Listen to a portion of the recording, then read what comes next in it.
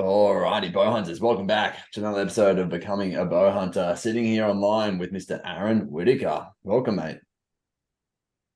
Hey, how's it going?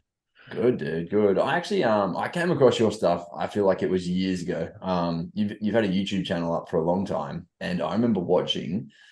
I swear it was like within my first 6 months of getting into bow hunting when I was just looking for content to devour. I was looking for every little bit of video content and whatever else I could find, and I found these pretty cool videos that you put up back in the day of you hunting goats on like desert land with these little shrubs all over it. Where was that? That's in South Australia. Yeah, that's like my local sort of block, a couple hours away from home. Mm-hmm. Yeah, spent I don't know how many hours I've spent out there over the years, but yeah, got to know it pretty well. Yeah, definitely, dude. And it's like it was pretty wild country. Obviously, it's just different from what I'm used to, so hence why it was wild to me. But yeah, seeing it, and you would it kind of seemed like you had one hill to walk up, and then the rest of it was all just flat. So you'd walk up your hill to get view on everything, and you're like, oh, there they are, and then just flat it, walk it for miles. Yeah, pretty well. Yeah, if you're Yeah, lucky to be able to see up the hill, it's just pretty thick scrub. yeah, yeah, far out. And so, what is that kind of how you got into bow hunting? Like you cut your teeth on oh, we got a phone call come through. Cancel that real quick. Just cut your teeth on goat hunting and stuff. Pretty much, yeah. Like sort of, I don't know. I was always rifle hunting until, oh, I've still got rifles now, but when I was about 12, I reckon I sort of got the itch to have a crack with a bow, and yeah, sort of got into it for a few years and then sort of fell out of it for a little while because I was sort of the only one interested around, and Mm-hmm. eventually got back into it when I was a bit older. But Like, yeah, just chasing goats and that around. and so you were always out hunting goats with the rifle, and then you just pretty much said, I just want to have a bit of a better, like something else. Like, is that it? It was just like a drive Pretty, to try pretty something well, new. yeah. Yeah, that's awesome. Yeah, I was And always sort of got interested in it, yeah, and then just sort of went from there. how long do you feel like the transition was? Like, obviously, you go out from shooting with the gun where you pretty much not guaranteed meat, but you get pretty darn confident in your approach and that you're going to be going home with meat and whatever else versus when you're going out with the bow. Like, how long was it until you were kind of successful in that transition? Um, well, sort of when I was about 12, I sort of got a couple of goats under and then sort of just stopped bow hunting for a little while. But once I got back into it, I might have been what would have been 2015, 2016, I reckon it was. Mm-hmm. And pretty well, I think it was 2015, I sort of got into it a bit more serious, and then even more in 16. And then pretty well after that, I had deer and everything on the ground after not very long. Yeah, yeah. And so, do you spend a lot of time out in the bush? Yeah, I try to. Usually, it's pretty hard now, little kids and that, but Mm-hmm. um, try to spend at least a weekend, maybe a month, or try to get a big trip in here and there. Yeah, definitely.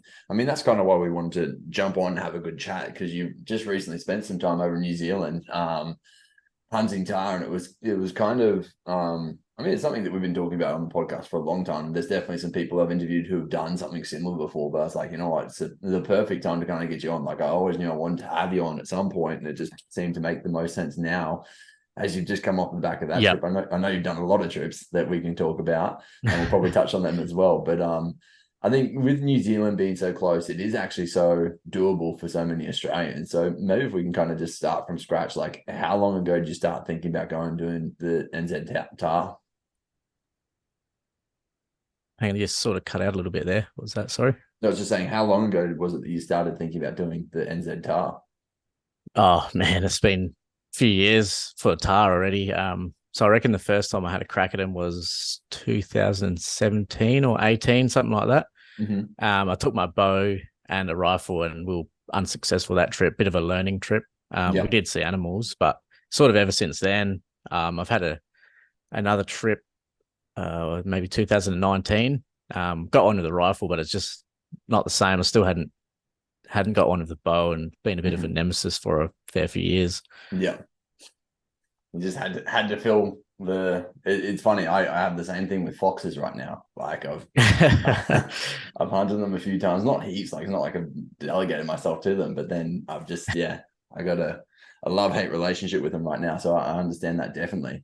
And so in the lead up to this hunt, like was there things that you'd kind of planned to do differently? Were you going back to the same locations? Like what was different? Oh, basically everything was different. So the first time on the West Coast, that's where I wanted to be. And we were pretty well decided it's going to be all public land, DIY. Maybe I was going to do a bit of solo, but then I sort of met another fella and he come along for the trip. Mhm. But yeah, we sort of just done a lot more research and sort of figured out where we wanted to be. So before we delve into the research you did there, like obviously you'd already got all of your kit kind of together for being over in NZ. So was the plan that you were going to be camping, hunting the whole time? Like were you backpack hunting for this trip? Yeah, that was the plan. Sort of get in either on foot or with a chopper Mm-hmm. and basically be self sufficient for however long. Could have been days to a couple of weeks. Sort of plan was the plan. Mm-hmm. And so let's run down like kind of just your pack and stuff that you had kind of prepped up for New Zealand in particular. Like what bag are you running? What did you have in your bag for the trip? Yeah. So for the pack, it was an XO 5500. I think it's like the K2 frame, so a few years old now. Mm-hmm. I've had that for a while, and then I'll just run like I think it's a Vango 2-person tent. Just gives a bit more room for Mm-hmm. your gear and stuff if it's real shit weather. I've got some boots, got the lower Tibets. Yeah. Had them for a fair few years, and they're really good. What else? I had a -11 sleeping bag. I think it's a Cedar Summit or something like that, Mm-hmm. and pretty well enough clothes to sort of last through if there was snow or rain or anything like that. Wet weather gear. Pretty light on with clothing, but just sort of enough to scrape by. What camo were you rolling with? I got some new Kuyu stuff not long before I left, and pretty well had like what did I have? Sort of the pants, a thin shirt, and a jacket, Mm-hmm. and then just like I think it's Stony Creek, like wet weather gear and puffer jacket and all that sort of stuff. Well, that's pretty good gear. Definitely. And in regards to like a mat, did you have anything for that, or you just had the sleeping bag straight on top of the tent? No, I had what was it, might be an X-Ped or can't actually remember the brand, but yeah, it's like a pretty high rating for comfort for the cold and all that. And it's one you blow up yourself. It's not like a foam. Yeah, it's a just a fully inflatable one. Comes with like a bag you stick on and pump it up. Yeah, awesome. Yeah. And then what about food? Like, what do you do for a trip like that? You just kind of pack a jet boil and boil it all up, the dry stuff. Yeah, pretty well. We just had the jet boil and we got a few like bits and other pieces, sort of cheese and crackers and stuff like that, but mostly just like those dehydrated backcountry meals. Mm-hmm. Yeah, had a fair few of them while we're over there. Some noodles and that sort of stuff. Yeah. Yeah. Okay. And so, what was your pack like? Your total weight when you went over? Oh, some days I reckon it would have been 25 plus kilos, I reckon. Mm-hmm. And are you rolling like um a regular water pouch in there, or are you running a Yeti or something like that on the side? Having a few internet issues here, team. There we are. Got your back. Were you running like a camelback or Oh, something there we in go. Yeah. your bag as well, or are you running a Yeti on the side, or what do you got? Oh yeah, I just had I think it's 2.5 liter bladder in the pack as well, Mm-hmm. and just sort of ran it empty ish most of the time because there's that much water everywhere, saves carrying the weight. Definitely. What's it? Just getting it straight off the springs and the mountainside. Yeah, yeah, pretty well. There's every where you look, basically there's fresh water you can drink on the west coast, anyways. Yeah. And do you have to filter that or do anything with it, or it's pretty much good to go? Pretty well good to go. Most of the spots we went to, like it was crystal clear and super clean, but there was one spot I did filter the water or was a bit more careful where I got it. Yeah. What did you use for that to filter? Like you got to For the filter, it's tablets? just a like no, I've used like it's like a Sawyer, it's like a mini filter. It's probably only that big. It's pretty hard to squeeze, but it does the job if you really need it. And so essentially that's the pouch of water that you I think they're squeeze. probably only like $50. Yeah. Yep, yep, yeah. Just fill up the pouch and then screw the filter on, squeeze it into a bottle or your Camelback straight away, Hmm. or straight into it. Yeah. Yeah, dude, that's cool. Um, so 25 kilos when you're walking in, and then did you guys end up booking a chopper at all? Or you pretty much plan just to walk from start? Yeah, so we booked a chopper for the first part of the trip when we were together, and we had a spot picked out and dates to fly out and all that sort of stuff. So yeah, that was that was the plan. And then what do you pay for a chopper over there? So for the two of us, I think the total was 950 return New Zealand dollars. So we Okay. split that obviously, and so it works out not too bad. That's like what, probably 750, maybe 800 Australian. Not quite that bad. Yeah, what would it be? Probably eight, 900 or something like that, $900 maybe. Okay. But Yeah. I wasn't sure how that's yeah, big. so $450 each. Yeah. Especially being in return. And so what's the deal in regards to like how do you call them to get them to come and get you at the end? So either you have a set time and date and he'll pick Mm-hmm. you up from where he dropped off, or you can, if you've got an in reach, you can get in contact with him and you can adjust it if you need to. Yeah, okay. And so do you guys have an in reach? Yeah, we had one each when we were over there, and we actually did call the chopper on the in reach or messaged him and delayed the flight a little bit more so we had a bit more time. Yeah, wow. So in what is the inReach exactly? Like it's essentially just a separate GPS slash texting like option. Pretty well, yeah. It's like a GPS, and also you pay for a subscription, so whatever sort of tier you want to do. Mm-hmm. So it's a GPS, and then it's also an emergency, like an EPIRB locator beacon, if Mm-hmm. you do come into some shit. But other than that, you can use it as a text, so you can text anywhere from the world, Yeah, wow. from wherever you are. Yeah. And then you're stuck on subscription with them though.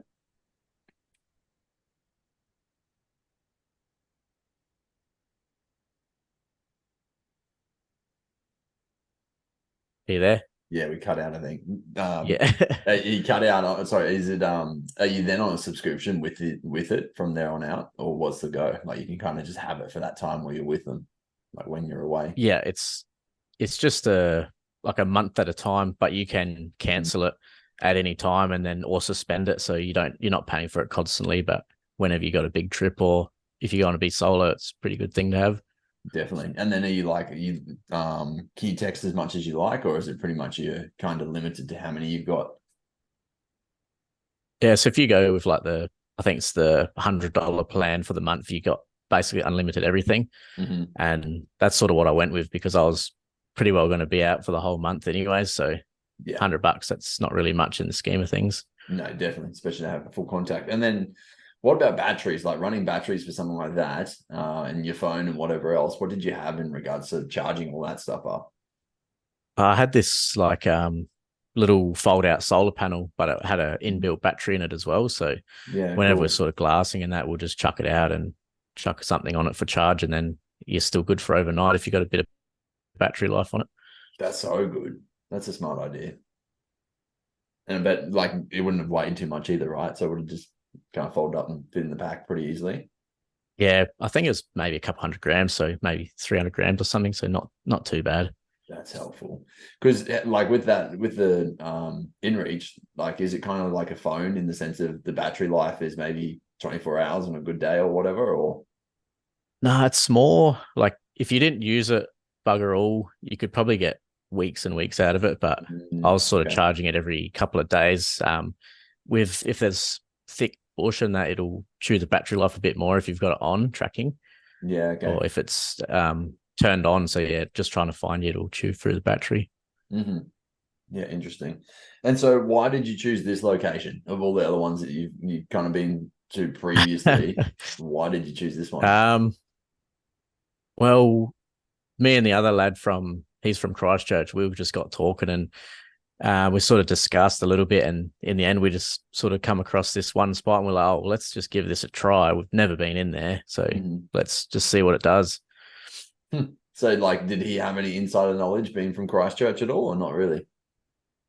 He's done a lot of hunting, but for Tahr and everything. But yeah, just this valley, anywhere in it, we've never stepped foot. So it's just a new location to have a crack at, really. So essentially, you just kind of looked on the map and you're like, you know what, that looks kind of Tahrish. Like we could go there and potentially find Tahr. Yeah, well, it's sort of funny. Like we actually planned to go in the valley on the north side of this one that we ended up in, Mm-hmm. and after like speaking to the chopper pilot and that, he's like, "Oh, I suggest you go in the valley lower. There's probably more animals in there, and it's probably more accessible for you." Mm-hmm. So that's what we did. So, was it October when you were there?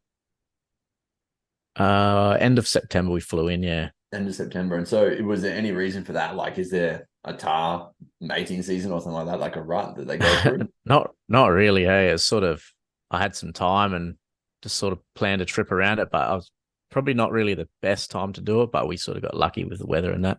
Mm. It's pretty unpredictable sort of weather during the spring. Like get every season every day if you sort of thing. Yeah.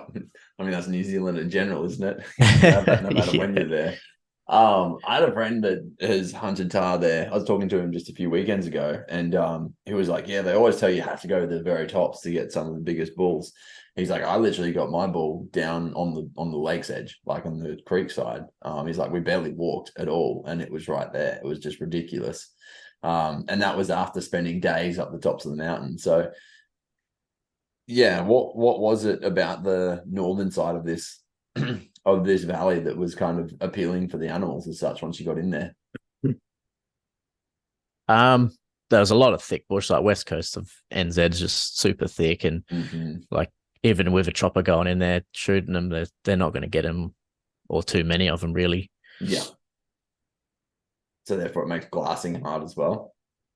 Yeah, you can get a glass above the tops of the bush and all that, but yeah, trying to pick through the bush is pretty tough. Like we sort of only picked out a few animals here and there through the bush, but seen a fair few above. Mm-hmm.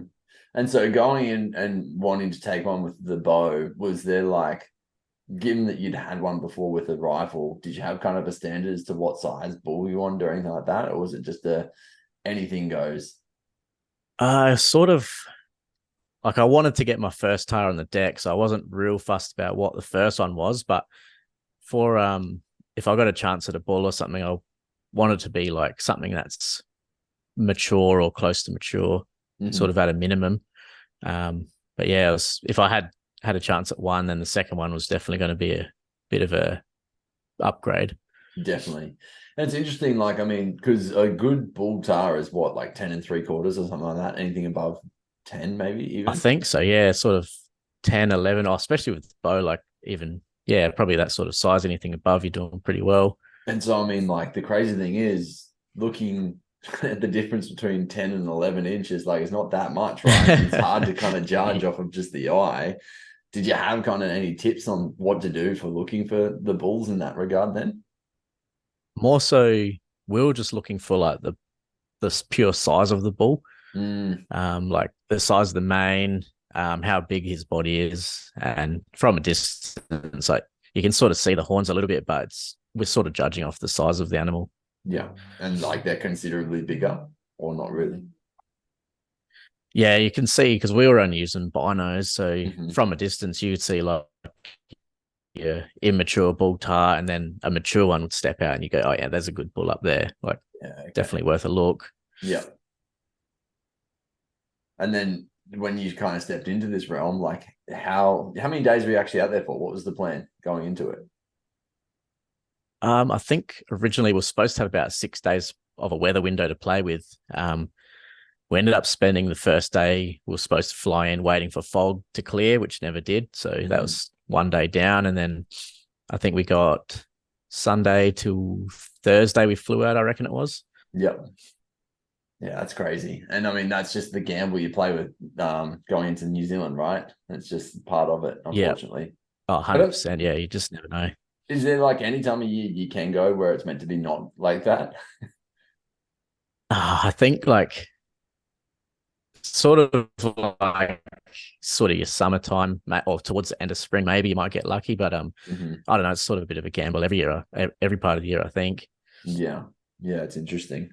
And so Sunday to Thursday, you said, or Thursday to Sunday? Sunday to Thursday, yeah. Sunday to Thursday. Yeah, okay, cool. And so you kind of fly in day one. Like how long is it until you see animals? Oh, we've saw a red stag basically where we're about to land the chopper, like No before we way. even touched the ground, and that was pretty cool. But yeah, like jumped out of the chopper first thing in the morning and pretty well threw our gear on the ground and started glassing. Like wasn't long before picking them up. Some were up high, like inaccessible, but yeah, still sort of seeing them. Hmm. And then like with them being inaccessible, what like do you just pretty much say, okay, well, we're just going to watch them for the day and see what happens, see if there's anything else that comes out, or what's the game plan, the thought process in that? Like, do you see the reds and go, maybe we could chase the reds for a little bit, or what Yeah, happens? yeah, definitely cross your mind when you're seeing some deer in there. Yeah, it's like, oh, Yeah. if one comes out, yeah, it's definitely fair game. Uh-huh. But yeah, sort of if we're seeing them up high, like depending on where they were, like some spots it's not even worth looking at unless they're coming down. But most of the Hmm. time we've seen them, they're sort of heading up further. So just sort of forget about them, Yeah. look for a Wow. different animal. Hmm. What's like typical for them? Are they pretty like do they kind of come down during the day to get some more sun and then head back up during the night? Or is there anything like that in regards to patterns that are patternable? Um, I'd sort of want to say they are to an extent, but I think they've got so much country and so much options, they don't really have to come back to the same spots every time. Definitely. But yeah, definitely. Yeah, that's crazy. So like nothing, there was no like same habits that were happening for any herd that you kind of saw that was like, okay, well, we at least know they're going to do maybe something like that. Yeah, sort of. There was only one. We think it's the same animal. I can't be 100% certain, but we're seeing this one big bull sort of 2 days in a row, way up the end of the valley, like real high up. And each morning he would be in the same creek on the same spot, and he would disappear before the sun come up over the mountains each time. So he'd be back in the bush while the Yeah. sun was still down. That's the only thing we sort of seen that was like maybe the same animal doing the same thing. That's interesting. I've actually seen that with fallow bucks before as well. And like the big bucks in particular, they will like sprint to get away from the sun. Like they'll see the sun just kind of peek over the mountain. They'll be on this face, like the sun's behind the hill that they're on. And essentially as that sun comes up and over and they get a glimpse of it, they pretty much like literally run to get off of the flats and get into the bushes. It's pretty interesting to watch. Yeah, definitely. Yeah. It shows how much time you really have in the morning on to get a crack at some of the good animals.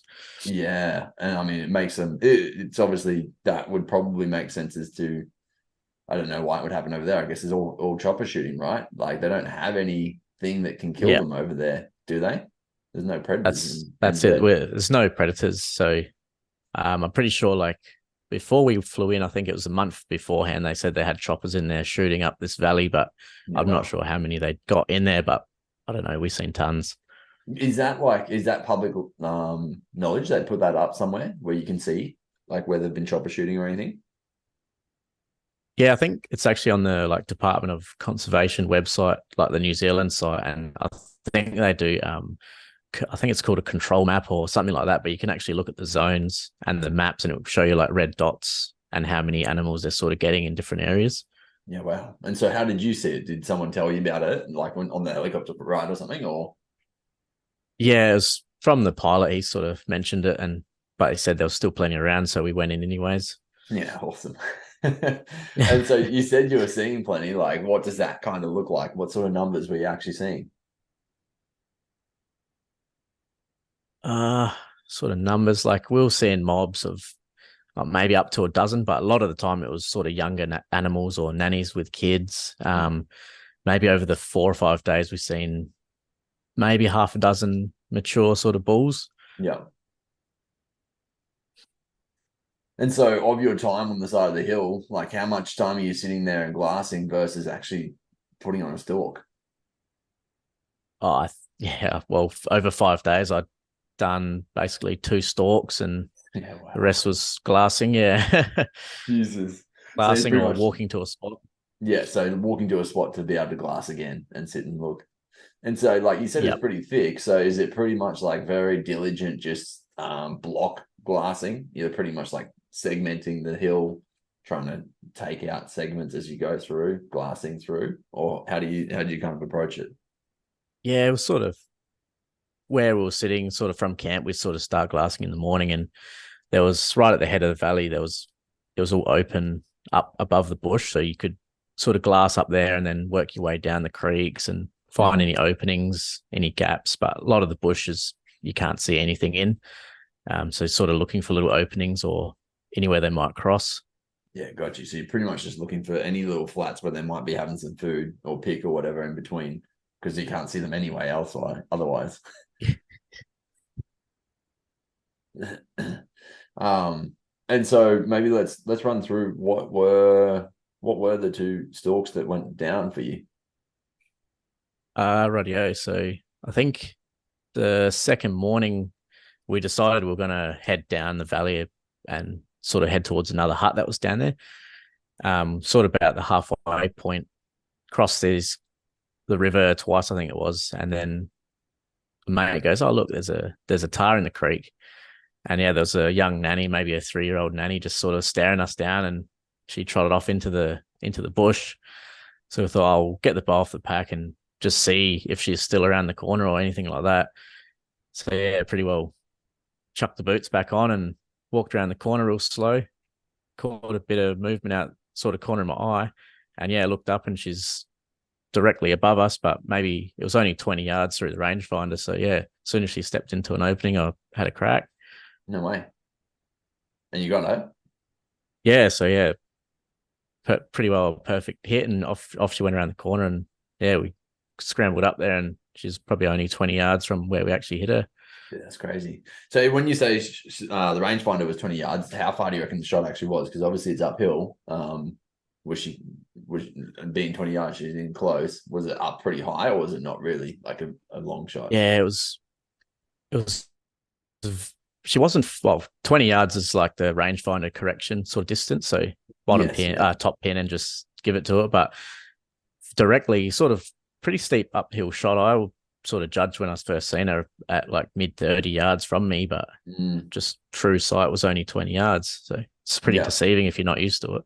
definitely, dude. I actually I was sitting on top of a hill just last weekend looking down at some red deer, and I didn't have, like, my rangefinder doesn't have the adjustment where it changes and does the math or whatever for you.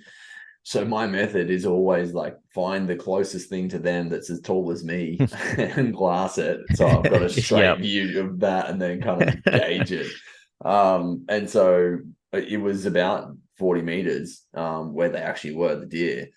But I reckon the shot would have been, I don't know, it must have almost been closer on 80 meters just because it was such a Yep. steep, like, downhill. So it's pretty interesting, kind of, because I mean, the red deer, they're pretty big, but at the same time, their target becomes pretty small when you're using your third pin and they're right there. Yeah, interesting. I didn't actually take the shot because I'm like, I don't feel confident. I don't feel super confident in the sense of I don't know definitely if it's 40 meters. Like, they could be Yep. 41 or 43, and realistically my drop from 40 to 45 is huge in my Yep. arrow weight, so it's just not forgiving with the weight that I run. So she walked, and that was fine. Yep. Definitely better off letting it go and not regretting it. Yeah, 100%, man. And so what was the plan? Do you guys, like, once you're hunting them over there, were you always planning to kind of cape out whatever you got, or like take the meat or do anything with the animals? It was sort of, yeah, we ended up taking some meat off this nanny with us, but yeah, like with capes and stuff like that, it was all dependent on what we actually got. Like if I didn't get anything decent, I wasn't gonna skin anything. I would have taken the skulls and that as well, but yeah, sort of just had to see what was going to happen. Definitely. And so took some of the meat. What is it comparable to? Is it pretty, like, are they pretty much like goats or sheep or something like that? It's more like a venison sort of Mm, meat. Like it's not really comparable to a goat, but yeah, yeah, okay. it's real lean, super lean. Yeah. And are they smelly critters, or they're not too bad? These ones didn't smell bad, but during the rut they get that bit of a smell, but still I don't find them that bad compared to like a bloody billy goat or something. It's probably the worst thing I've ever smelt. Yeah, they always put off a bit of a stench, don't they? And so how much meat did you guys actually take off of her? Like, because obviously you're walking around with full packs already. So what were you able to take? So we pretty well took like the legs and the back straps, just the two legs actually, and the Yeah, back straps, and sort of just enough. Otherwise, it's sort of too hard to keep on us for that amount of time. definitely. And then just straight open fire grill type thing, fire cooking. Yeah, pretty well. Yeah, with a bit of salt and pepper and that sort of stuff. But That's amazing. What do you do for the salt and pepper? Like, do you just take up the little packets that you get from a restaurant or whatever, or do you have something extra that you carry them in? yeah, just like a Ziploc bag sort of set up Yeah, with all your gear in that. yeah, yeah. Smart play. I was thinking it would be pretty hard to cook like a real nice meal up there unless you've got it kind of all planned with all your Yeah, herbs and whatever else, yeah, right? So yeah, definitely. mix it in with your dehydrated food, maybe, or something like that. I don't Yeah, that know. was almost as gourmet as it got, the dehydrated meals. Yeah, definitely. And so that was pretty much right down on a creek bed. Yeah, that was like right on the riverbed. That's basically as low as you could get in the on the on the valley. Yeah. Yeah, wow. And so that was day two, you said, morning two. Yep. And she was down there. Was she down there by herself? Was there any other Tahr down there with her? She was by herself, but then we sort of once we sort of got cleaned her up and that went down the river flat a little bit more. It's probably only another maybe 100 meters if that, and we did see another a bull down on the river flat as well, but Mm, he sort of disappeared before we got a chance to make a plan. yeah, okay. Yeah. And so when you're walking around down the base there, you said you had your bow clipped up, obviously just to make it easy. You tie your bow to your bag, just makes it easier for carrying around rather than having to blow out your arms. And when you're walking up those steep hills and whatever else, it can get pretty rough. And so was that kind of the plan the whole time? Just have your bow on your back unless you saw an animal, like a good animal you're going to chase? Yeah, basically sort of have the bow on your back sort of ready to go, but yeah, you sort of need two hands in a lot of spots to be climbing up, or Mm-hmm. we're using the like walking sticks as well, just for an extra bit of help. Yeah. Do you reckon they make a big difference? Oh, definitely. I think definitely takes a bit of pressure off your legs and that. So good for stability too, right? Like if you're in a icky spot on the side of a hill where usually you'd slip and slide, you can kind of dig one in and just hold it for that little bit of balance and stability as you cross over those dodgy parts. Yeah, definitely. I sort of the more you use it, sort of the more confident you got, and you're using it as a bit of a like third leg when you're crossing the rivers and that sort of stuff. But Yeah, yeah, yeah, definitely. And so then I believe you said you had two stalks, which means the next stalk was your bull, right? yeah, yeah. And that wasn't until the very last morning or something, was it? Yeah, it was the pretty well. We sort of made the plan the night before just to get up, and we needed a whole day to get up to where he was and hope for the best. Yeah, wow. So you'd been looking at this bull for a while, like throughout the few days you were there. Yeah, we're assuming it's the same one, but yeah, he was in the same spot like three times in a row. So we sort This of is thought it was the this is same the one. one that And you were saying would come down and then get out of the way of the before the sun in the shade. Yeah, yeah, got you. yeah, that's the one. Okay. He was, So how high up was him? Well, sorry, was him. Well, how high up was oh, he? I think like his sort of elevation on the mountain might have been like 15 or 1600 meters above sea level. Yeah, wow. Um, I'm not sure how far above us he was, but yeah, we had to like it was a long way, sort of maybe half a day, sort of to get up to where he was. All right. So you guys were moving your camp every single night with you, or would you go back to camp in the same location until this day when you're like, you know what, we need to move up to where he is? We moved. We only changed spots for one night, and then we ended up going back to the head of the valley and sort of stayed in a hut for the rest of the time we were there. Mm-hmm. We sort of thought like we tried down lower, and it was even tougher country down there. So let's head back up. We know there's animals there, but let's just see what else is there. Definitely. Yeah, it's kind of nice having a hut, right? Like you've got that just a little Oh, bit more room, a little bit more space, bit warmer probably in yeah, times. definitely. It's got a bit more space, and you can sort of definitely keeps a bit of cold off. It was pretty bloody cold when we were there, and well, we're lucky with the rain. It's no rain, but yeah. Yeah. What's the deal with the huts? Because they're free to everyone, but isn't there something along the lines of if you're a hunter, you have to you're meant to give way to bypasses? Like if there's someone who's hiking, you're meant to give up your space for them for the night or something. I'm not 100% sure on that, but I know, like, say if there's like a full hut, I think a lot of them come first in, best dressed sort of thing. But Okay. a Yeah. lot of people will help you out, and it's pretty remote sort of country. Like you're not likely to run into a heap of people out there. Hmm. Yeah. And what's a full hut? Sort of Like where how we, many spaces does it have for beds or whatever? oh, I think it sort of depends. I think there is some like real big ones out there, but they're like the ones you get a lot of trampers and hikers into. But the ones we were staying in were, I think, two bunks in one and two, what was it, four bunks in the other, I think it was. Yeah, wow. So there's two huts there, or this is like just in the one Yeah, hut but with bunks. nah, this was two different huts. One was probably like a four, like maybe 4 or 5 hour walk from each other. No, got you. Okay. Yeah. And then when you say that there's bunks, do you just mean like it's literally like wood cut out frame type things you can put your bed in there, or is it actually there's a mattress there already? The ones we were in actually had like a mattress in them, like a little thin Yeah, mattress up wow. there, but just chuck your bedding on and off you go. Yeah, there you go. That's pretty cool. That obviously saves people a lot of weight. Oh, definitely, yeah. Like especially if you're flying, you're going to a tent. You don't need to take tents or mats or anything like that. Definitely. Yeah, because I think a lot of people who are hiking, they just plan their hikes on the huts, right? Like a 4 hour walk throughout the day. Do that and they're done. Yep, Yeah, wow. yep, pretty well. Yeah, sort of have a bit of a timeline.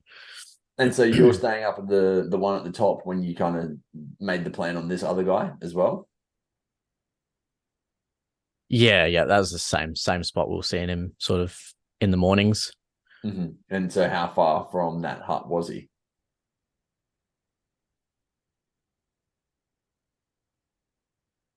You missed that one. The internet's playing funny buggers on us. How far from that spot was like from that hut? How far was he from the hut for you guys?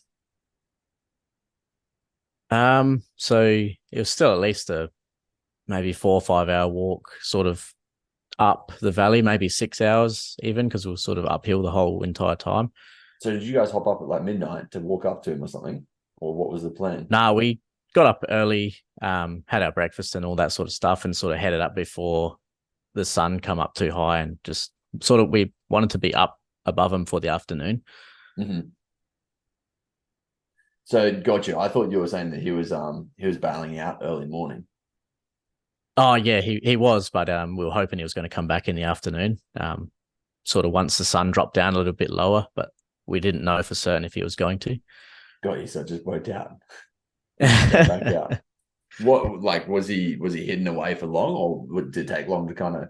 Because the hard thing is, and this is obviously something you need to take note of, is you've always got to reference something on the side of the hill as to where you've seen them, because you get up or down to the location where you've just been glassing from afar, and it's very different, right? When you get in that you're in a new location, you've got a new perception of what this space is. You're like, I think this is it. I'm not definite. Yeah, yeah, 100%. Like even just a different angle, something looks completely different. Like just sort of look for a few reference points, something that's real obvious you should be able to pick from anywhere. Mm-hmm. So what did you guys have for him, like around where he was? Um, Pretty well we had that creek, the top of the creek was sort of Mm-hmm. our reference point of where he was, and we sort of picked that on the map and just yeah, we own up a different creek to sort of his north side, like the left of him, and yeah, got up and to where we thought we were above him and just waited it out. Yeah, wow. And so it just so happened to work out. Like, was there other tar there or anything like that? Yeah, well, when we got up there, like we as we're climbing up, we didn't see any other tar. We'd seen a chamois and some deer and stuff like that, but nothing like within shooting range or anything. Hmm. But once we got up after a few hours time, it was sort of early afternoon. The other Tahr started popping out here and there. Like we had a whole bunch of young bulls, maybe 50, 60 meters below us, coming out of the bush. Yeah, well, yep.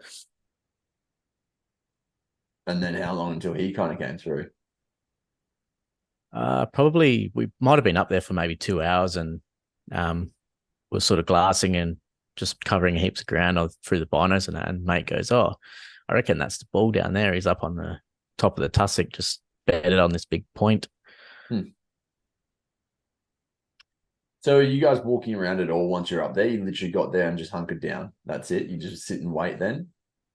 Yep, yeah, pretty well. Once we got up, sort of the height we wanted to be, we just sat down, had lunch, and just waited maybe 2, 3 hours. I think it was And then once you found just getting him, up. did you change plans pretty quickly then, or what was the go? Yeah, as soon as we seen him, because he was up on top of like this pretty pretty high peak, and there was another bull sort of feeding around the bottom of him. And as soon as we seen him, we're like, all right, we gotta make a plan and get over to him, because through the rangefinder, he was directly across the face, was 400 yards, so we had a long way to go. Yeah, wow. Yeah. And then how far do you actually reckon you had to travel? Because across the face is a much faster way, right?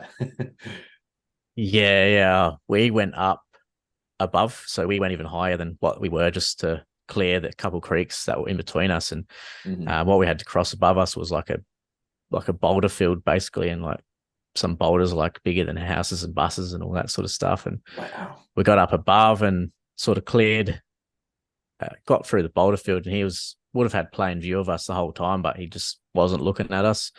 Hmm. We just took it easy and sort of got across the creek and had a few references. Like we called this one rock the Castle Rock because it looked like a bloody castle. But Yeah, wow. yeah, once we got onto his side of the creek, that was the only sort of reference point we had to stalk our way in and hope he was still there. Hmm. You do wonder, right? Like, obviously, a fair bit of stuff moves around up there. Plus, you're in camo, so you kind of somewhat blend in. Maybe similar to what the animals might do. Like you see a red deer on the side of the hill walking around. Like it's funny how much they can kind of blend in. So maybe they just don't take much notice of something like that, because really their only threat that they have to worry about is up in the sky. Yeah, yeah, definitely. Like you sort of find the Tahr don't really look up that much. Like Mm, if it's something obvious, they'll look up and see you if you're above them, but they're more so looking down. And if they hear that machine coming, they'll just get back in the bush straight away. So that's sort of what they're looking out for, I think. yeah, okay. And so once you're above him, like how far were you when you actually spotted him? So once I started stalking down on his side of the creek, when I first sort of got eyes back onto him, I was about 100 yards, I think it was. I ranged him at, and um, yeah, it was real deceiving because I thought I was sort of walking straight towards him, but I looked back at mate and he's pointing to my right, like go that way. And yeah, I come around the corner and he's sort of, yeah, directly to my right, 100 Mm. yards. And then like how far down? Like obviously 100 yards to where he was, but were you able to kind of go straight to him, or did you have to keep maneuvering to be able to get to where he Yeah, was? we were sort of about the same height when I seen him, but to get to where he was, to cover that ground, it was a bit of a nightmare, really. Like the tussock sort of, it's sort of hard to explain, but it was like real steep, and like Hmm. it sort of went up and down the whole time getting towards him. And like a few spots I was like both hands just crawling up the side of this real steep bush trying to get onto a bit of a peak just to get a bit more of a look. Yeah. But I think got down onto the next one and it was still over 50 yards, and I had another go at getting onto the next sort of point. And yeah, I don't know how he didn't hear me. I might have been in the river, but I Yeah. was that noisy. And yeah, when I got up on the top, I was only 38 yards. Yeah. Wow. And so what was like in regards to leading up to this hunt? What was your practice looking like? How far were you shooting? What were you confident with in range wise?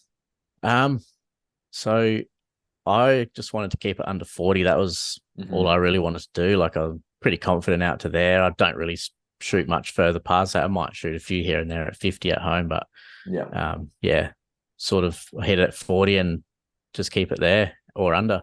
Yeah, that's awesome. And so you said you got to 38 when you hopped up on the ridge when you're looking at him.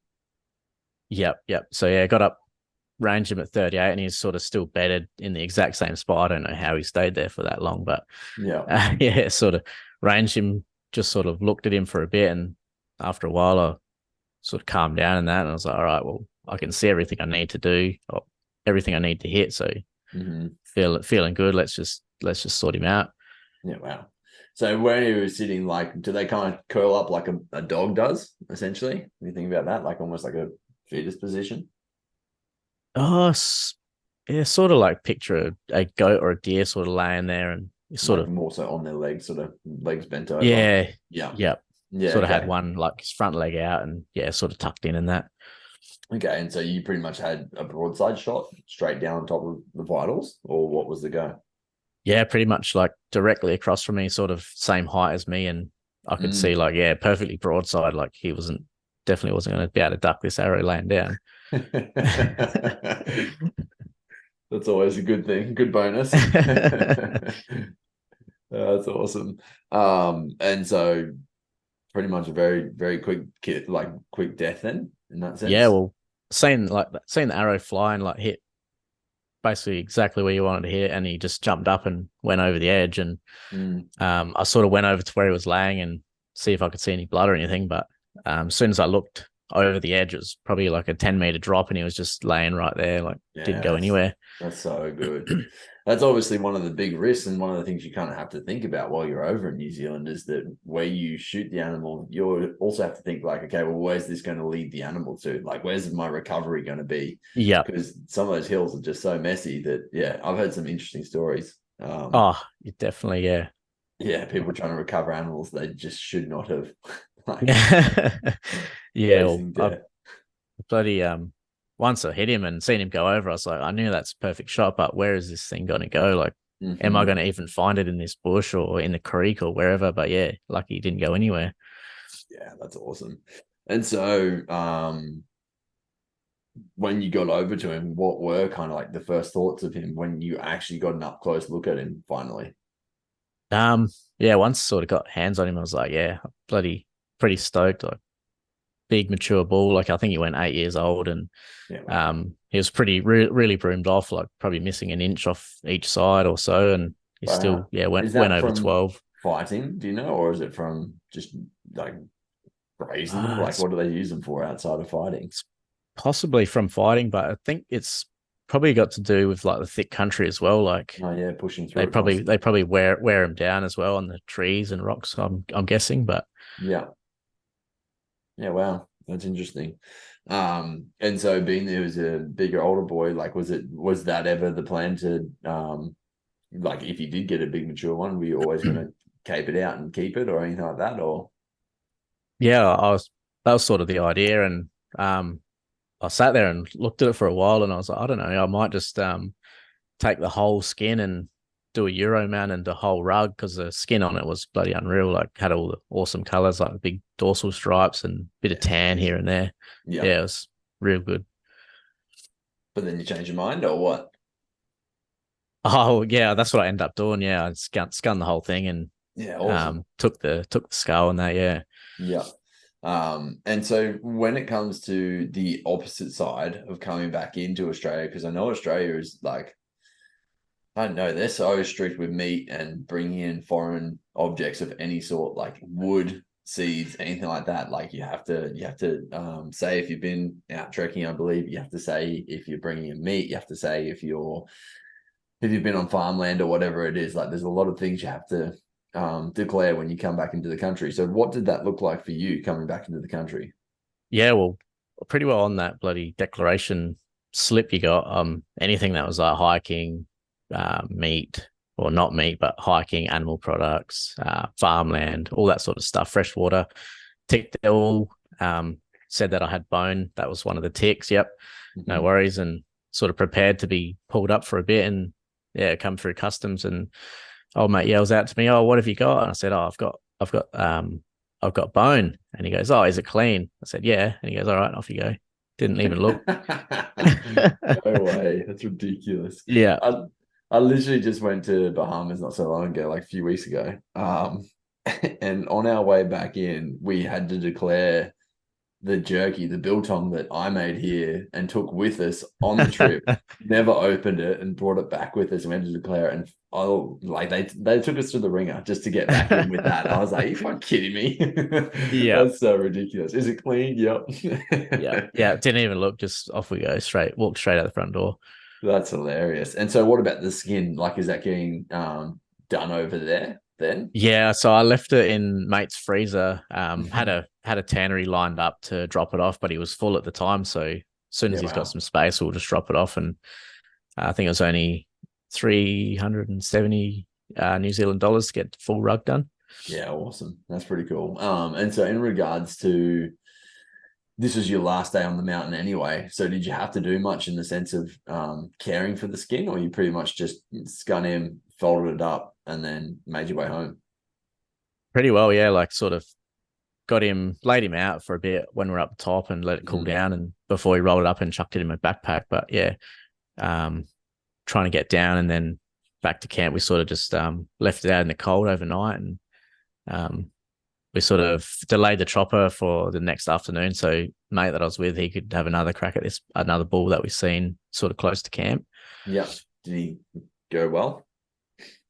He got in range and had a bit of a look, but he said it wasn't what he was after. It's a bit young, he sort of thought. Yeah, okay. So yeah, just left it. No, that's awesome. That's really cool. And so for him, like, did he enjoy the trip just as much as you did? Yeah, he had a ball. Like he said, it was awesome just to see some new country, and Mhm. definitely country. He'd be keen to go and back and have a look. Yeah. Yeah, that's cool. How far was it from where he lived, like from Christchurch? Oh, far out. It's probably maybe 6 hours sort of drive. Yeah, wow. Yeah. So it's still, yeah, sort of still a fair way. Yeah. Yeah, definitely. And so in regards to obviously you had a few more things kind of tacked on with the family and whatever else, but how much do you think a trip like that would cost if you were just to do it as the say the 1 week trip heading over, maybe have accommodation wherever you fly into and fly out of, plus your flights and whatever else? Like what do you reckon the damage would be on that? So let's say for a week. So for me to get over from SA is a little bit more because I got to catch more flights and stuff. But Mm-hmm. if you're going from like one of the Brisbane, Sydney or Sydney, Melbourne or something Melbourne. like that, it'll, Yeah. yeah, definitely be a bit cheaper. So you might be able to get return flights for $600-700, something like Mm-hmm. that. Yep. Um, a hire car for a week is about $500, I reckon it was. Mm-hmm. Um, so chopper $950 for a chopper return, and if you stay, you probably get accommodation for $120 a night either side if you wanted to stay before you flew out. Yeah. 700, 500, and then the 950, but you'd hopefully split that. Yep. So about $2,500 and you can do a trip. That was 2280 that we just added Yep. up. Um the one thing Mhm. that I didn't equate for, and obviously this is when you buy your gear to start with, that's obviously a pretty big investment at times. Like buying a new pack, it's not a cheap thing. You're probably going to spend $1,000 on a good pack, right? Like if not more. Buying a good tent, you're going to be spending $500 to $600. Like anything in the backpacking world, backpack country type, like wanting to get out and camp and do the backpack hunting, it becomes very expensive, and you don't want to cheap out in that world at all, because if you do, you can be very doomed, right? You don't want to be in a situation where you get snowed on and you're shivving your ass off because you went for the cheaper version of something. So realistically, what I'm trying to get at is like, although you do spend a lot of money on that stuff, it's pretty much an investment that then serves you over many of the hunts that you go and do. Like I just invested in a pack, and it wasn't over $1,000. It was only 800 or something like that. And so that in itself, like already I've noticed how much of a difference it makes, right? Like just for even packing out meat on the weekend, it made it so much easier and so much more tolerable. I was like, wow, this is actually like, I love this bag all of a sudden. This is the best thing I've invested in. But I know that's also going to serve me now for like at least the next 5 or more years. Like it's crazy. Oh, easily, yeah. Like once you got the gear sort of build up over a few years' time, and like once you got it all, then I've had some of my gear for 5 or 6 years now, and still Mhm. going pretty strong. Yeah, definitely. So under 2.5, that's pretty darn decent, right? Like if you put another $300 into food, let's say, Yep. food, drink, whatever else, just for the week while you're over there, and that's probably pretty manageable. I don't know. Did you buy all your food here, or did you buy it over there? I just bought it over there. Like we just Mhm. went to the like supermarkets. You can buy your backcountry meals straight out Yeah. of like the supermarkets there, and Was it yeah, comparable in price compared to what you've seen over here? yeah. The I think the like backcountry meals are pretty similar to what they would be over here, and so it's you get a bit of a rough price of like from our shops and pretty comparable. What did they go for? I've never bought one, never eaten I one. think it might be like 13 to 15 sort of dollars per meal, Yeah, which okay. it's a fairly big meal. Like you pretty well struggle to get through half of them. Mm, yeah, okay. You might. I don't know if I would. Big eater. That's hilarious. So what are you just how many of those are you eating a day when you go over there? Pretty well just like one for dinner and like snacks during the day. Like we'll say having like porridge or something like that for breakfast. Maybe a couple packs of noodles and some crackers for lunch, and then yes, backcountry meal for dinner. And so you just had like oats in zippy bags and stuff like that, just ready to go. Yeah, just like you know the ones you buy, like the single serving ones. You just Mm. peel it open and put your milk in or water in, and Yeah, off yeah, you go. got you. Yeah, nice. Yeah, far out. What would you say were things that you had it maybe prepared for that being that you'd gone back 3 times, like was there things that you kind of made bigger and better for this trip round compared to ones previous? Oh, definitely, yeah. Like sort of the first time I went, like no idea what I was sort of getting myself into. Just apart from that, it's going to be pretty hard. Yeah. Um, and that trip, like I was not even really close to being successful, and just sort of come back and sort of like, oh, if I really want to do it again, I've sort of got to have a bit more of a crack and like figure out how to get up to them and how to sort of navigate the country a bit better. Because yeah, like some of those mountains are pretty scary and intimidating when you first see them. Yeah. Yeah, definitely. So what did you change in that regard then? Like obviously not even getting very close to them compared to being able to get over the top of them or have animals multiple times on the trips. Like what was kind of the biggest aha moment or turning point for you on that? um, it's possibly come down to like more experience, like Yeah, getting out there, getting out and about. Because like from what it was 2017, I think was the first time till now, like fair few trips in between, and like a definitely. lot of areas to build some confidence and know what you're capable of. Yeah, yeah. And then what about on like the gear front or anything like that? Like, did you ever go over with boots that weren't good or anything like that? That yeah, we always kind of set up enough for everything you had going on, or did you ever make a big mistake with something you took with you that you shouldn't have, or vice versa? Um, Sort of figured out pretty quick after the first trip that my backpack that I had was just not didn't fit me right. Like it's still a decent pack, but it just didn't fit me. Like it wasn't comfortable, and Yeah, it's still like a $500-600 pack. So I pretty well had to flog that off, and I thought, bugger it, I'm just going to get something that's a bit more expensive and more well known, and sort of hope that that works.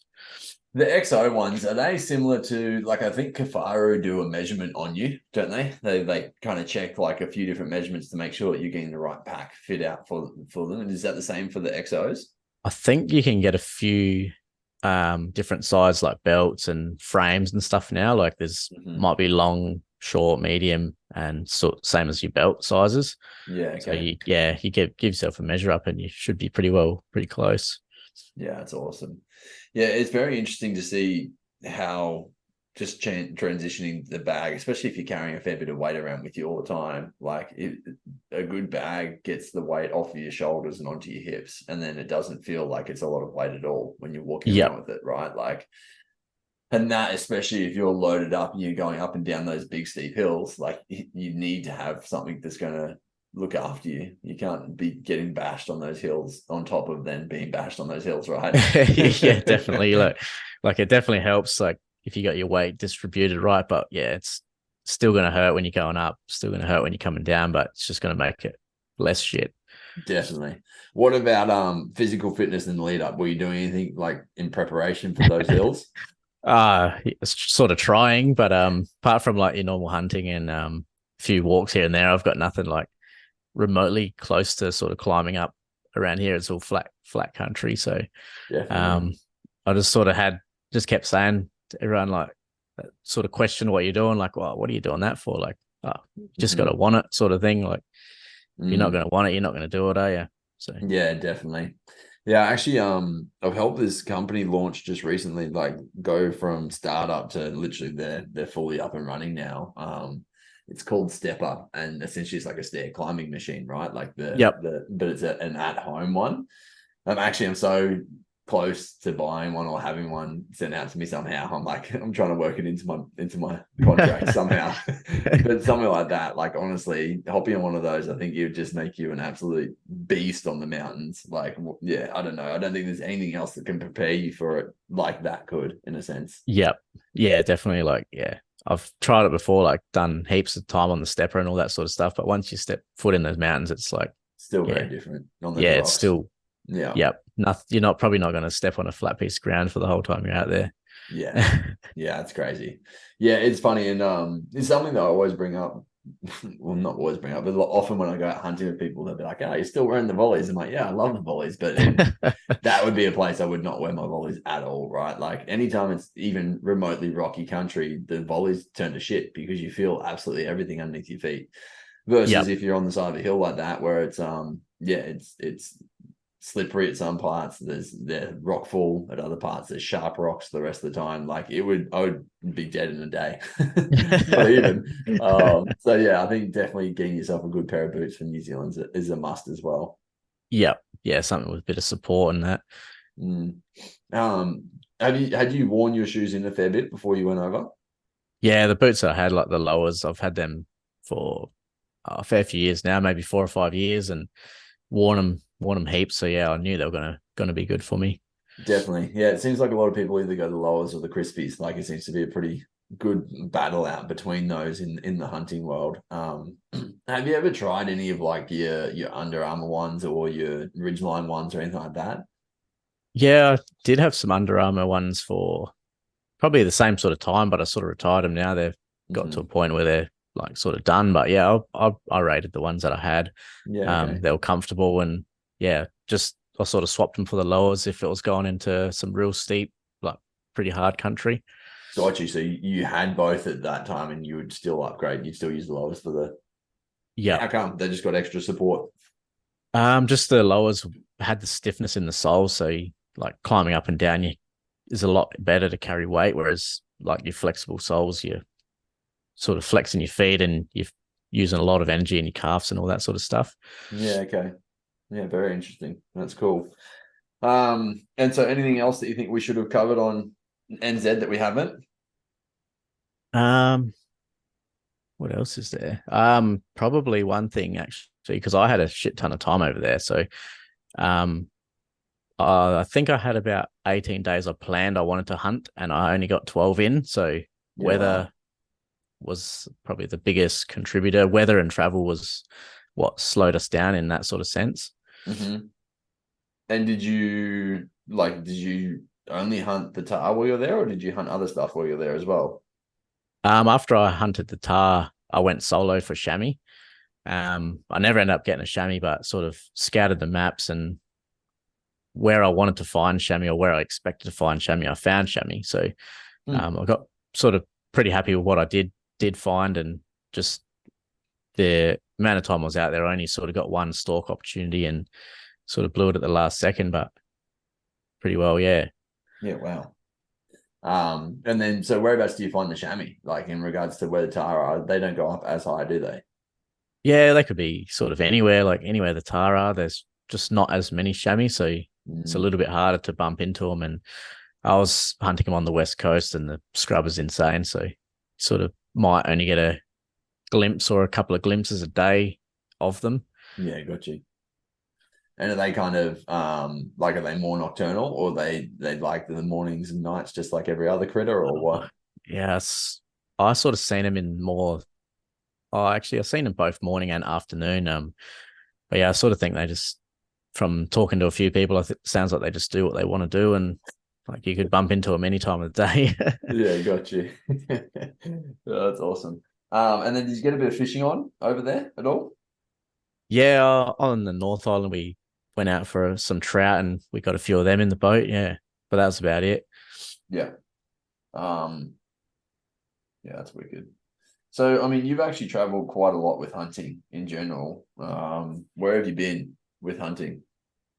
Um, oh, far out. I've been most states in Australia and like over to New Zealand a few times, and went over to South Africa and stuff for hunting. And yeah, that's pretty well the extent of it at the moment. Only a small extent. Have you got plans to kind of do, like, obviously doing most of the states within Australia? Were you hunting different critters at different times? Like, was there species that you were specifically going after every single time? Pretty well, yeah. Like so it's like SA that we've got the goats, deer, all that sort of stuff, foxes, rabbits. Sort of New South Wales, I've only ever hunted pigs over there, Mhm. and same for Queensland. But territory, chase like scrub bulls, buffalo, and donkeys, and all that sort of stuff up there. Yeah, wow. And how much with the bow versus with the rifle? Sort of since maybe the last few years, mostly bow. Mhm. I still got the rifles there, and I use them occasionally. Like if I definitely need to get something done, I'll take them out and get some meat or whatever. But Yeah. most of the time, I'll take the bow. Just yeah, definitely enjoy it a bit more. Yeah. Yeah, it's definitely it's funny. We went out on the weekend and we got deer down on day one with the rifle. But we actually lost a lot of meat just with the shots that were taken. And I was like, you know, it would be good. Like, neither of us are coming out again until next year. Why don't we take the rifle out one more afternoon? I'll take the rifle, you take your bow. And even that, like, you're going out with the bow, I mean, with the gun, like, well, you should have taken the rifle. Like, Yeah. I said to him after the trip, I'm like, the only thing I kind of regret is actually taking the rifle out that afternoon. Like, I Yeah. should have carried my bow. It would have just been a better play out the way that it Yeah. works. But yeah, it was Yeah, it's funny because funny. I become less stealthy once I've got a rifle as well. Yep. Yeah, sort of once you can see it, you can have a crack sort of. Mm, Um it is funny because like I've sort of grown up around the rifles and they're like going on the bigger trips. My old boy always goes, "Oh, you're gonna take the rifle with you?" It's like, nah. I don't I think I'll just leave it at home. He's like, you might not get a chance, but used to yeah, exactly. That's that. just part of Yeah. it. Happy to have it that way. Yeah. And so in regards to you did buff with the bow, hey? Yep. Buff and scrubbers have taken both with the bow. Yeah. Yeah, amazing. And like one shot kill type things, or was it yeah, just double lung Yep. shots on both? Pretty well. Yeah. Like with the buff and the scrubbers, like you, if you hit them like sort of mid center of their mass of the body, that's a pretty good shot on the bigger animals like that. Mm-hmm. They seem to go a lot further with like a heart shot or something like that. Yeah, definitely. There was a Adam was telling me about it, Adam Barter, and I think we even talked about on the podcast I did with him when he was going up for that trip. There was a guy in Australia that had done a whole heap of pretty much testing where he was saying that the frontal shot was like just so effective on the buff in particular. I don't know if he tested much on the scrubbers and such. But yeah, he was saying that frontal shot just being so lethal, and obviously it's a lethal shot no matter what animal you take it on. But yeah, I would be intrigued to see a frontal shot versus a side double lung shot. I still think the side double lung would probably put it down faster, right? Yeah, it's sort of hard. Like it's one of those shots like you might get if you got the buff coming in. Like if you're sort of stirring them up a bit, they might come head on and might be the only shot you get. But Scary shot to take as well. Yeah, yeah, yeah. definitely prefer like yeah, double lung, like broadside Broadside, shot. Definitely got a lot more room for error. 100%, definitely. What sort of length shots were you taking on both those critters? So the scrubber was like under 30, I reckon it was 27 yards, I reckon it was, and Mm-hmm. buff, I think I shot last year was at 8 or 10 yards, I think it was. Wow. What, so you just set up and just waited for it to walk in front of you pretty much? Oh, sort of the plan was to get in and have a shot, but he sort of figured out we were there and he come right in and Just stared us real down for curious. yeah, sort of sort of stared us down and sort of warned us to maybe bugger off a bit. But then, yeah, he turned last second, so we had a crack. So he wasn't charging and such, like he wasn't running, he was just walking pretty fast Yeah, ish. it's just walking like real slow with his sort of head back and just sussing us out and sort of shaking his head around a bit to bit of a warning. But Yeah, wow. That's crazy. That's yeah, once again, heard some pretty interesting stories about that, right? Like the buck charging, whatever. Scary ground. Were you shooting yourself a bit, or were you pretty it was all for a little bit there, it was like a few nerves going because he was just stand there like a statue, wouldn't move or anything. And right? yeah, eventually he sort of lost interest and turned and gave us a shot. But Yeah, yeah, a few minutes felt like a lot longer. I bet.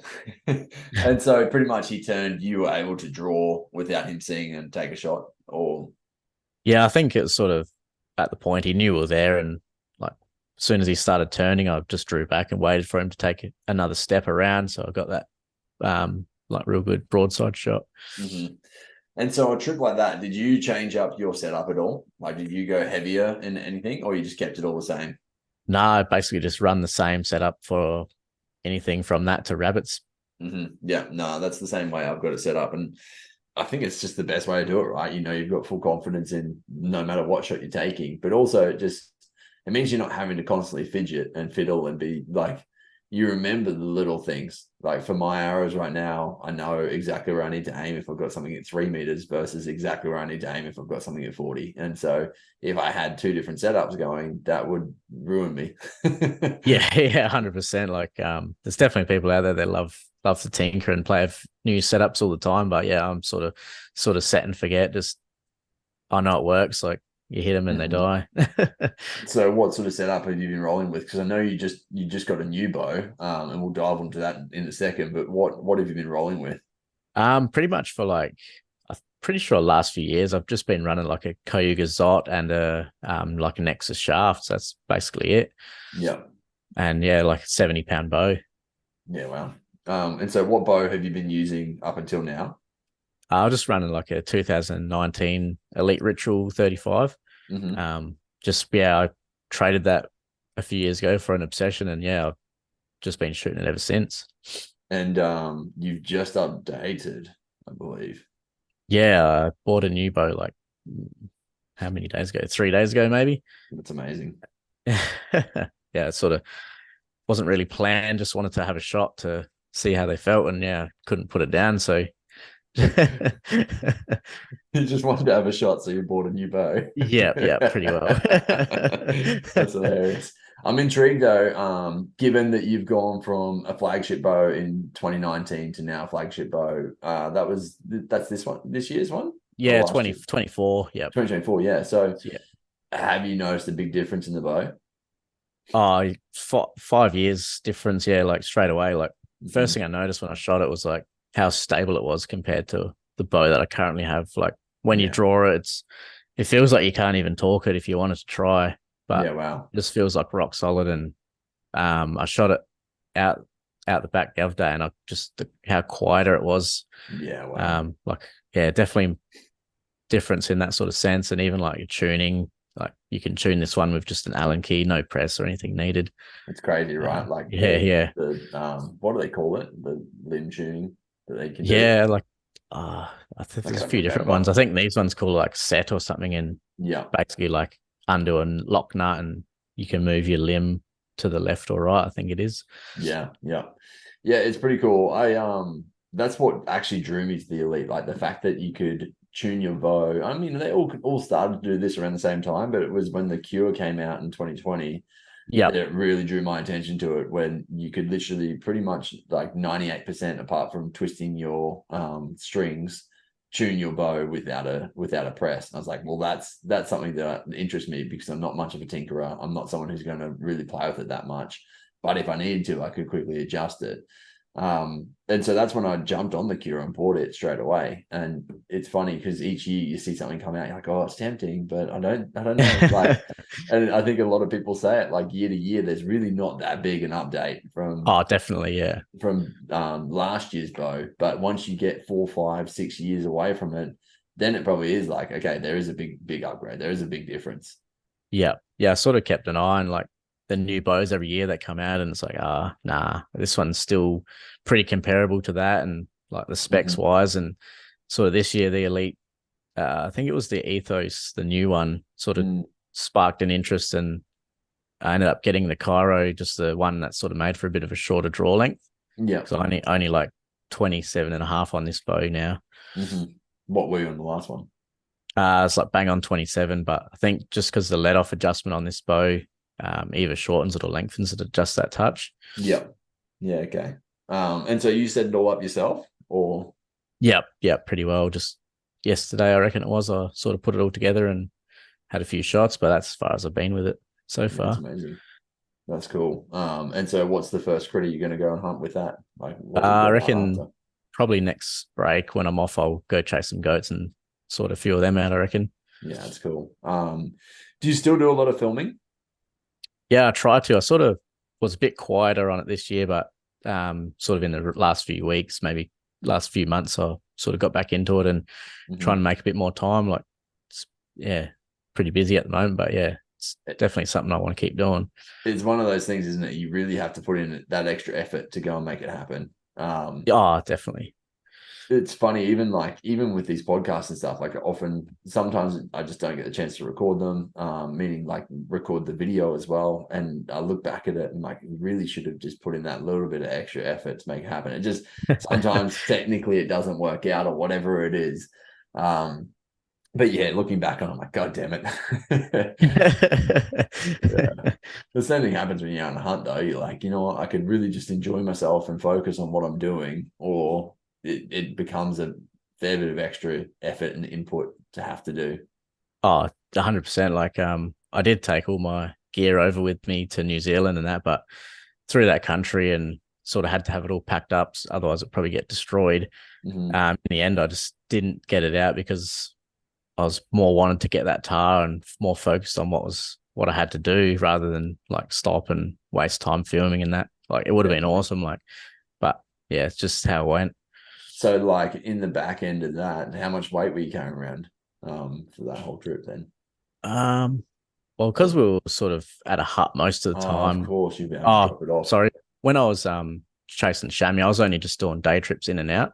Hmm. So I was basically picking a new creek or a new river system each day and walking in and sort of coming back to a base every night Yeah. and then Okay. just moving each day. So I wasn't carrying a full pack. Yeah. Okay.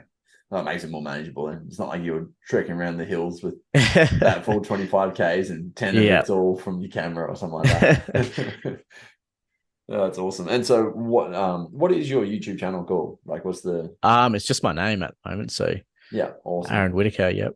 And a few years ago, it might have been just been last year. I remember you did a reloading video that went absolutely bonkers. I don't know what happened there, eh? So you never cracked the code as to what actually why it No, took like off. it was just a bloody. I reckon it was probably a year old that video, and it had bugger all views. And then just one day, I woke up and I was like, "What the hell's going on here?" I've got like 10,000 views all of a sudden. And sort of as the days went on, it turned into like tens of thousands and hundreds of thousands and millions every day, and sort of That's insane. still no idea what actually happened or how it even happened. But That's crazy, especially because they've been there for so long. Like obviously once the algorithm starts feeding it and it sees like it always rewards you, right? That's the way that the algorithms work on all the social media platforms. If you yep, can yep, provide something that helps to keep people there in their system, they're going to keep sending it to more people because yeah, they know it's got the bug or whatever. yep. Um, so ramifications of that, do they reach out to you and help you out at all when you've given them a million views, or what's the go? Nah, oh, you sort of like if you got enough views and subscribers and that sort of stuff, you do get paid a little bit. Definitely. Sort of Yeah. comes on your views and all that sort of stuff. But yeah, not really because it's a short as well. Like it's not really worth that much. Yeah, But got you. it's definitely done a trip around the world a few times. That one. Yeah, yeah, definitely. I was listening to a lady the other day, and she I think she got like 30,000 views on a reel overnight on Facebook. And it was when Facebook were just kind of getting into it. And they're like, well, this has traction. So it must have been more. She got paid $30,000 for the reel Yeah, of whatever wow, it was. far So out. yeah, like it was because they were like, okay, well, you've done a great job. Thank you. Here's the money. Just so we can now use it more. And they essentially Yep. started using it as like I don't know, a sponsored post without them sponsoring it. But yeah, just crazy. So it must have had in the millions of views for them to pay her 30 grand for that. You're like, Oh, holy definitely, shit. yeah. Yeah, Yeah. just crazy. Crazy what's out there on the those platforms. But yeah, so in regards to your YouTube, because I haven't actually jumped on it for a while, what do you have up at the moment? Like what has been some of the recent stuff you put up there? Um, I've only put like a couple of sort of archery sort of videos up at the moment. And like a whole bunch of shorts, sort of like 3 or 4 a week. But Yep. yeah, I've haven't got any new hunts or anything on there sort of lately. Are those goat videos still up there? Yeah, everything's still there. Like they'll be a Yeah, few years old now, but yeah, it's all still there. definitely. Might have to go back and watch it again. And recently you put out a little call out on your social media because I believe you have not hunted pigs yet with your bow. Is that right? Yeah, definitely. Yeah. I had sort of one crack at him when I first got my bow, like 2015 or something like that, and got one shot and sort of missed, but Mm. yeah, never really had another chance since. Yeah, wow. And so when's it happening? When you're going out now? Um, Hopefully soon. I had a whole bunch of people talk to me, and That's awesome. um, yeah, Jack Spink sort of said, "Oh, welcome any time to come over." So yeah, maybe through the summertime, sometime we might head out and have a That's crack. cool. I'd love to go to Spinks's place. Yeah, the stories they tell are ridiculous on some of those blocks, Yeah, right? yeah, How far are definitely. you from him? You'd be what, 8 hours? Probably 8 or so hours, I'd say. Yeah. Yeah. Yeah, there's actually there's a big hunt going on down in the Vic High Country, I believe, with a fair few of that crew, and they've Yeah, invited me, rightio. but it's right around the time of my wife's birthday. I'm like, oh, how can we work this one in? Might be pushing it. Yeah, exactly. There's some things I can get away with, and there's a lot that I can't. No, I should put it the other way. There's a lot of things I get away with. There's some that I can't. So, Yeah, yeah. we'll see. We'll see what happens. And so ambitions moving forward, what are the things you're kind of looking into? Obviously that pig hunt potentially at Jack's place. What else do you Yep. kind of have coming up? So over next year, heading up with James Demistis for Chiddle again. Amazing. That'll be in July-ish, I reckon it is. Mm-hmm. I've sort of got to pull some strings a little bit about whether I go for elk in Montana or something next year. That'll Amazing. be sort of a decision to come. Apart from that, maybe I'll try get out for the rat and just the usual sort of goat hunts and fox hunts and that. And the rat, are you chasing reds or fallow or both? Ideally both, but Mm-hmm. mostly fallow. There's less reds where I am, but yeah, there's definitely reds around. Yeah, amazing. And that elk hunt, is that over the counter getting the tag or? I want to try draw, but Mm-hmm. there's definitely over the counter options if you do get over there. And but yeah, sort of first preference would be to draw a tag and go from there. Are you already in the system, the ballot? Yeah, yeah. So I've got, I think it must be 4 or 5 states I'm building points for at the moment. So I think I've Mm. got Montana, Colorado, Wyoming, Arizona, and there might be another one. I can't remember. Yeah. Um, Being that I'm from the CrossFit world originally, there was this guy, Rich Froning, who was like, I think 5 times world champion, 4 times world champion. Like he was kind of like the first one to prove that you could do it time and time again, and Yep. kind of proved that he was like the original goat. And he has started hunting and sharing it just over the last few years. And he's big on social media. I think he'd had a couple million sort of followers, and he's started up his own farms. Like he's really done a lot with what he did within the CrossFit world in regards to being an athlete, utilizing what he was getting paid to then transfer into something else that he loves and adores, which was he now runs like bison as a farm and stuff on the Yeah, road. Yeah, yep. and like and sells it as a product. So he essentially makes like bison bars and sells them off and stuff. But he actually just posted up a picture of a bear that he shot just the other day, and it was in Colorado. just proper system done through the tags and whatever else. But because he's such a public figure and posting something like that, it's just him behind the bear. He got absolutely Yeah. slaughtered. Like, yeah, everyone comes out, and it's so funny to watch it, right? Because obviously, of all the animals, I think probably the bear's the one that's going to get the most backlash, right? Like, Yep. you might get a few from a deer or from an elk or something like that, but from the bear, dude, he got like death threats. He got everyone like, you need to be more careful about what you're posting on here. Like, I used to love you as an athlete. Now you've just gone too far. Yeah. You've lost your mind. Like, it's funny to see some of the comments that are on there. Oh, 100%.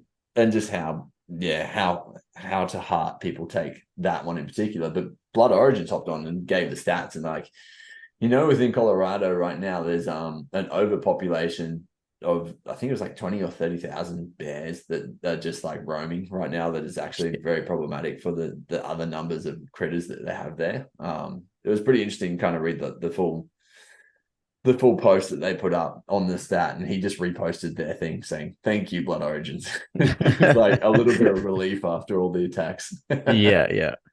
Yeah, pretty crazy. But I think, yeah, going overseas, it's definitely, I mean, to be honest, we're so blessed here in Australia. How many huntable creatures do we have here?